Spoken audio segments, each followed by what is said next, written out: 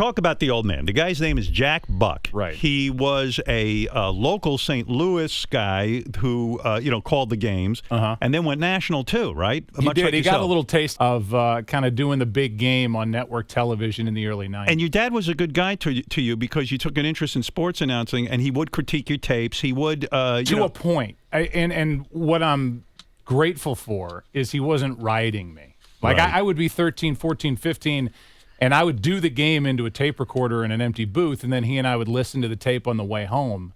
But it wasn't, well, here's how I would have done it. Here's what you should have said here. It was just kind of let me find my own way. So then by the time I was 19, I left college. I was doing AAA baseball, and I got hired to do the Cardinals when I was 21. And he and I were partners then. He and I were broadcast partners. But you even said the devastating part of sitting next to your father or working in that environment. Suddenly, the St. Louis newspaper writes, "Why are we being force-fed Joe Buck?" And that devastated you, right? I mean, it was before I even got on the air. It was right. I mean, that's how human nature is. And there's no way I'm sitting there if I'm not Jack Buck's kid. Right. Why did you carry that article around with you in your wallet? It was for motivation. Years? Was it? It motivates me to work hard. It was a good, I cried like a baby. When something like that's written about you, you feel like the whole world is thinking Hates you. about it. Yeah. Hates you. And I was like, my God, I haven't even begun. Meanwhile, the guy who wrote it probably just did it flippantly. You know what I mean? And probably never gave it another Well, it's an thought. easy article to write. Yeah. And he and I become friends. And when my dad was dying in the hospital, and that guy who wrote that article about me when I started, he was still in that position, and he was kind of pumping me for information about my dad because the whole community is waiting for my dad to get out of the hospital. Now, I knew he wasn't going to get out of the hospital. He had lung cancer, then he had Parkinson's, diabetes, all these other things, and it wouldn't allow him to heal. Mm-hmm. So he's in the hospital, he gets an infection, and he's just withering away. And I'm visiting, I'm there every day. And he's mouthing, because he had a trach deal too. Will you do me a favor? Will you let me die? And it took me back a little bit, and I said, Dad, I know it's frustrating, but I'm on the outside, and I'm talking to the doctors. We're going to beat this. He goes, no. Will you let me die? I said, let's give this 2 weeks. If it doesn't get better, and he's just kind of brushed me off like, get out of here. You're pissing me off. You're not listening to me. So 2 weeks go by. He goes through a series of strokes. The head of the hospital comes to me and he says, I'm going to tell this to you as your friend. Your dad's not getting out of here. We will do everything we can to keep him alive, but he's not leaving this hospital. Right. I said, okay. He said, so you need to find a day when this is going to end. So we picked the day.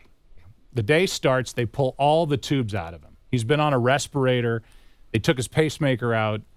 For once he was clean. Right. Instead of beeping and all these noises and everything, he's in his bed. And everybody's waiting. Now, the night before, I went in there and I said everything I wanted to say to him. I was with my first wife. Was he conscious? I was with my sister. He was conscious. Yeah. And I said, I want you to know that it's okay to go. I've got Mom. I've got Julie. I'll take care of everything. Right. You've done everything you can do. Now, be ready to go peacefully. Well, the next day comes, they pull all this stuff out of him, and everybody shows up. And I said, you know what? This isn't a movie. I don't need to watch him die. Right. I said what I wanted to say. So I'm getting updates from my sister who's there. 10 o'clock, he's alive. 11 o'clock, he's alive. 12 o'clock, he's alive. 1, 2, 3, 4, 5. And I have to go down and do a Cardinal baseball game on TV. And so I went to work because I knew that's what he would want me to do. And they pulled the TV down by his head, and they let him listen to the broadcast while I was on there. Wow. And he listens to he's alive without any help. He's been in there for 7 months on a respirator, no help whatsoever. I get in my car, I drive home, and on the way home is the hospital right off the highway.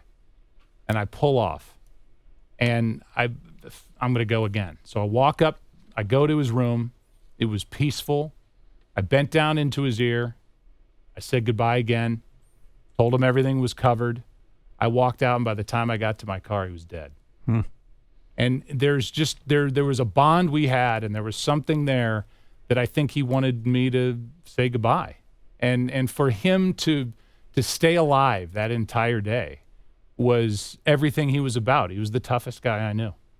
He was your best friend. He was. He was my best friend. And for him to let me trail around with him on all these road trips and to see the life and to see the joy he got out of that life was the greatest gift he could ever give me. It set me up for the rest of my life. Whether I got the start because of nepotism, I got the love because of him.